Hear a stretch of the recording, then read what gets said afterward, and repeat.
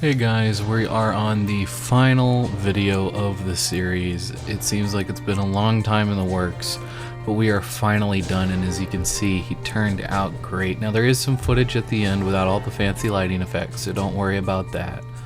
But if you haven't seen the first two parts of the video, please go check those out now. It would mean the world to me. This is one of my all-time favorite models by Gale Force 9, and this is the final stages of working on the base and getting it all prepped to be put together as you see here.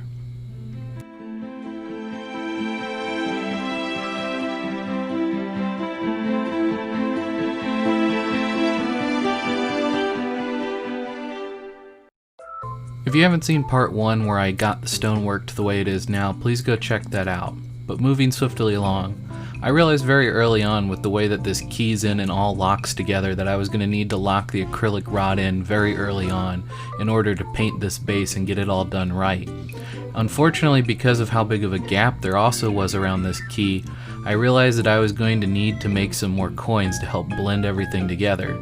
So by basically creating a tube of putty and then allowing that to dry, I'm going to be able to chop that up and create little coins to spread evenly throughout all of the larger gaps and really help to hide all of the issues that would have been more prevalent had we just glued things in.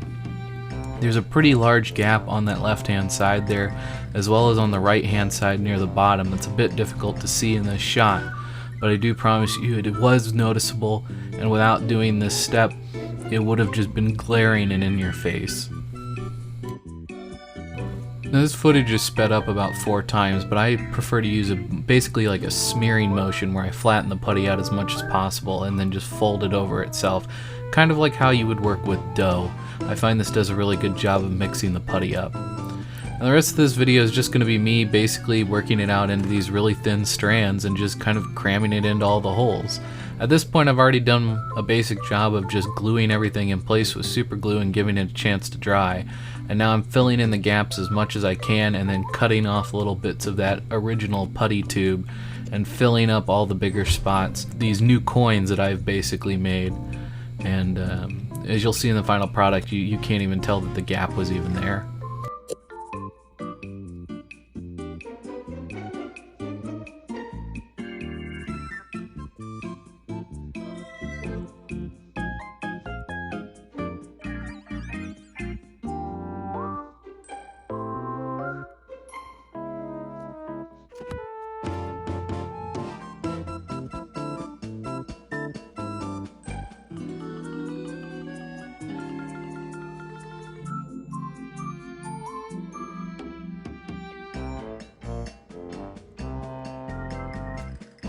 Here you can see just a bit better, I've locked in some of these coins along with the actual putty using a bit more plastic glue to kind of blend this all together.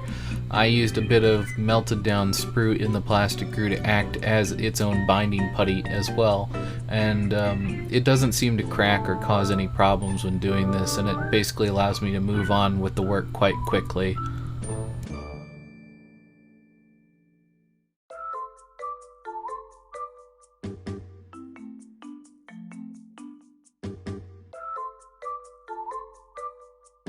At this point I was laying in a base tone for all my golds and silvers, and I probably could have gotten away with laying in a base tone of Everland Sunset, Jericho Orange, and Wild Rider Red, but I chose to just do everything with Everland Sunset, and it ended up working out for the best.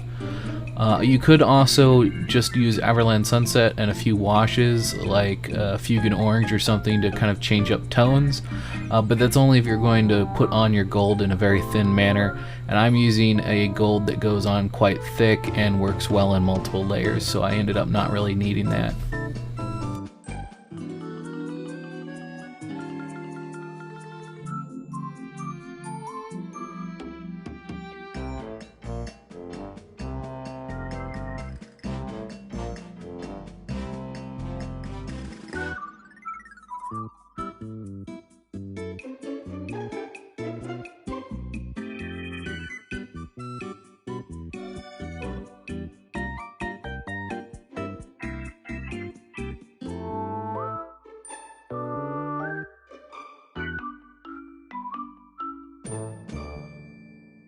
I saw no point in recording myself putting on 2 layers of Gilneas gold. I figured that would just be kind of boring, and I figured you'd just want to watch the next few steps.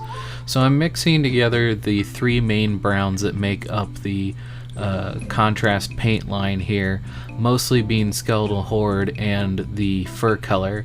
And I use a combination of this to lay in all of my darker tones for both the pottery and for the treasure chests.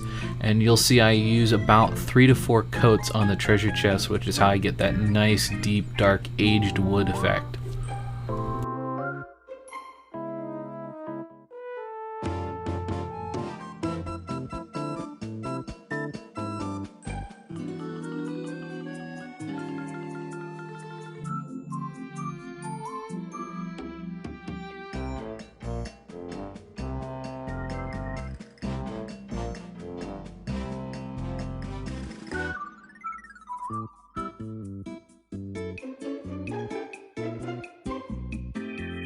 Here you can see me just splashing a bit of color around in all the gold, and this was just to make it look as though the pile is accumulated over time, and that some of these coins are coming from all over the place and various different ages. This gives the pile of gold a bit more of a realistic appearance in my opinion, as some bits of gold look newer and some look older, and some look like they've been there for quite some time.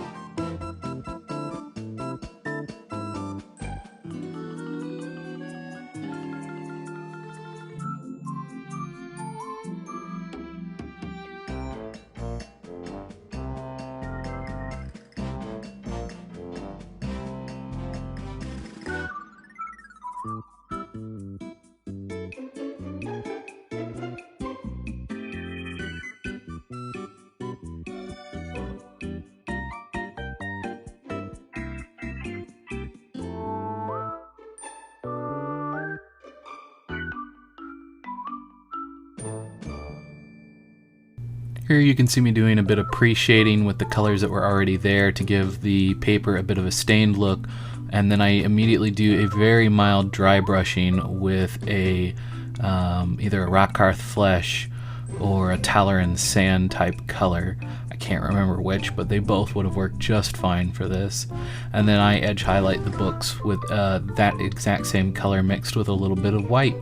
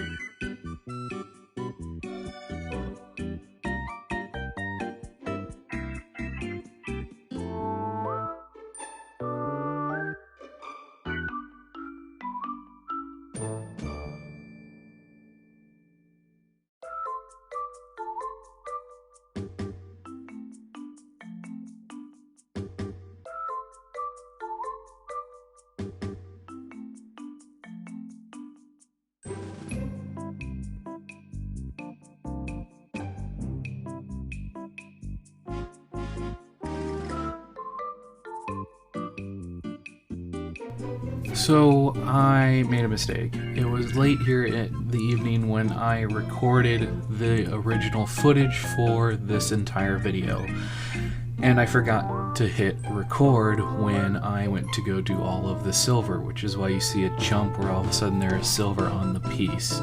There was a mild dry brushing of gold, again, Gilneas gold across the surface of all the gold items, and I regret not capturing it on camera. And one stage that I decided to not do, which maybe you would decide to do, is an edge highlighting of a brighter gold on the treasure chest. But I felt that by adding silver to all of the bolts on the treasure chest, I added enough detail back in and added enough vibrancy that it really wasn't needed, and I'll hope that you agree with me on that. Again, I'm sorry I didn't record that, and that is why this episode is significantly shorter than all of the others. All of the gemstones are either based in silver or in a white tone and then are glazed on top of with contrast paints. I then took their closest equivalent color and added a little bit of white to it to create the highlight shades, and then went in and added all the extreme highlights, and that's how you end up with all the gemstones. I also went and added a leather effect to all of the handles that are exposed on all of the blades. As I've said in other videos, guys, this model really changed things for me. It was what allowed me to realize that commissions for this sort of thing actually exist, and it's what turned me on to using YouTube as a platform not only to teach myself, but realizing that I could teach others once I got to the level at which I am.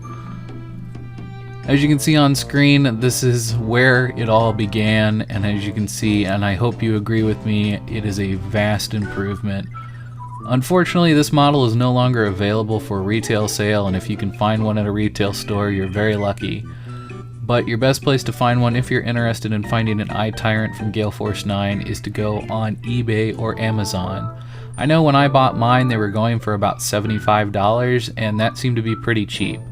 So I would suggest if you want one, try and get it now because the price is only going to go up. But here once again we have the entire model all put together, finally all together at once.